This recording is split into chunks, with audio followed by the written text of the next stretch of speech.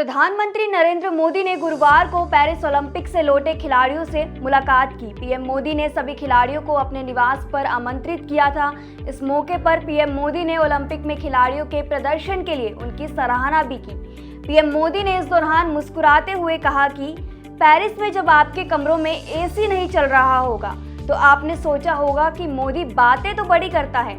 मुझे इसके जैसे ही सूचना मिली तो कुछ ही घंटों में एसी का काम भी पूरा कर दिया गया था। आपके कमरे का एसी ठीक तो हो गया था ना। इस मौके पर पीएम मोदी ने खास तौर पर विनेश फोगाट का भी जिक्र किया। पीएम मोदी ने कहा कि विनेश फोगाट ने कुश्ती के फाइनल में पहुंचकर इतिहास रच दिया है। इसके अलावा तमाम खिलाड़ियों से मोदी ने कई तरह के दिलचस्प सवाल किए और वो क्या कुछ थे, आइए जानते हैं। पीएम मोदी ने विनेश की तारीफ में कहा कि उन्होंने अपने इस प्रदर्शन से देश का मान बढ़ाया है। पीएम मोदी ने इस दौरान अन्य पदक विजेता खिलाड़ियों की भी जमकर तारीफ की। साथ ही पीएम मोदी ने कहा कि जो खिलाड़ी इस ओलंपिक में पदक नहीं जीत पाए उन्हें निराश होने की जरूरत नहीं है। इस बार भले ही आप पदक से चूक गए हों, लेकिन आपकी मेहनत को देखते हुए मैं ये कह सकता हूं कि आपको जल्द सफलता मिलेगी। खिलाड़ियों से मुलाकात के दौरान पीएम मोदी ने खेल के प्रति खिलाड़ियों के जज्बे को खूब सराहा।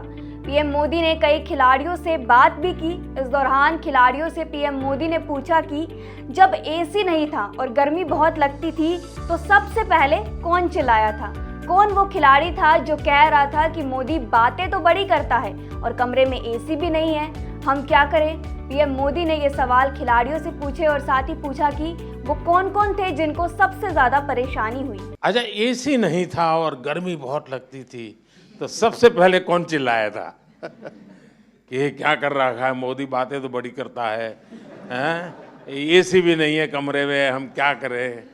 कौन कौन थे जिसको सबसे ज़्यादा परेशानी हुई। लेकिन मुझे पता चला उसके कुछ ही घंटों में आपकी वो काम भी पूरा कर दिया था। सबको मिल गया था ना एसी तुरंत। हाँ, पीएम मोदी ने खिलाड़ियों को बताया कि जैसे ही मुझे गर्मी से हो रही परेशानी और एसी ना होने की बात का पता चला तो उसके कुछ ही घंटों में एसी का काम भी पूरा कर दिया गया था। पीएम मोदी ने खिलाड़ियों से ये पूछा कि एसी तुरंत सबको ठीक मिल गया था ना। पीएम मोदी ने कहा कि खिलाड़ियों का इसी तरह से ख्याल रखा जाता है। इस दौरान प्रधानमंत्री ने बैडमिंटन खिलाड़ी लक्ष्य सेन से भी बात की। प्रधानमंत्री और लक्ष्य के बीच हुई बातचीत ने सभी का ध्यान अपनी ओर खींचा। उन्होंने लक्ष्य से कहा कि जब मैं इस लड़के से पहली बार मिला तो ये छोटा था, अब तो ये काफी बड़ा हो गया है। लक्ष्य से बात करते हुए पीएम के चेहरे पर मुस्कान थी। सर, सबसे पहले नमस्ते आपको। एंड लक्ष्य को जब मैं पहली बार मिला तो इतना छोटा था, आज काफी बड़ा हो गया। इस दौरान लक्ष्य ने भी पीएम से बात की। लक्ष्य ने उनसे कहा कि शुरुआत से ही मेरे मैच काफी लंबे रहे, लेकिन मेरा ज्यादातर फोकस बस अपने मैच पर ही था। जब भी हमें फ्री टाइम मिलता था तो सबके साथ डिनर करने जाते थे। इस दौरान वहां कई सारे एथलीट मिले जिनको देख बहुत कुछ सीखा। उनके साथ एक डाइनिंग रूम शेयर किया, वो एक बड़ी बात थी। मेरा पहला ओलंपिक था और जो वहाँ का माहौल था, मेरा एक्सपीरियंस काफ़ी अच्छा रहा।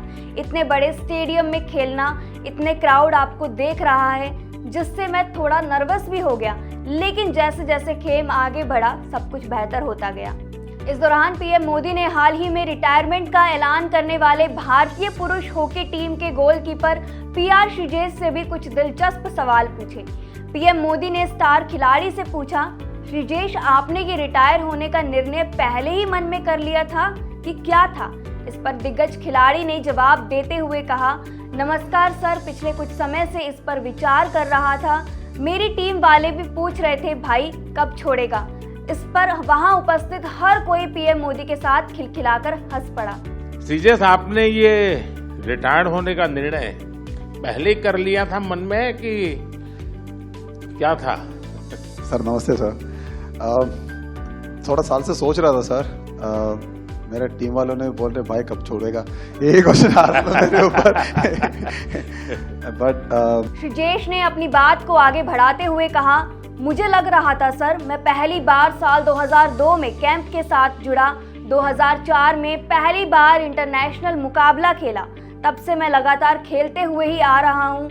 मैं पिछले 20 साल से देश के लिए खेल रहा हूँ। यहाँ तक आने के बाद मैं एक अच्छे प्लेटफॉर्म से संन्यास लेने पर विचार कर रहा था। ओलंपिक एक ऐसा ही प्लेटफॉर्म है जहां पूरी दुनिया अपना फेस्टिवल मनाता है, इसलिए मैंने सोचा इससे अच्छा मौका संन्यास लेने का मुझे नहीं मिलेगा, इसलिए मैंने अपना डिसीजन अभी लिया।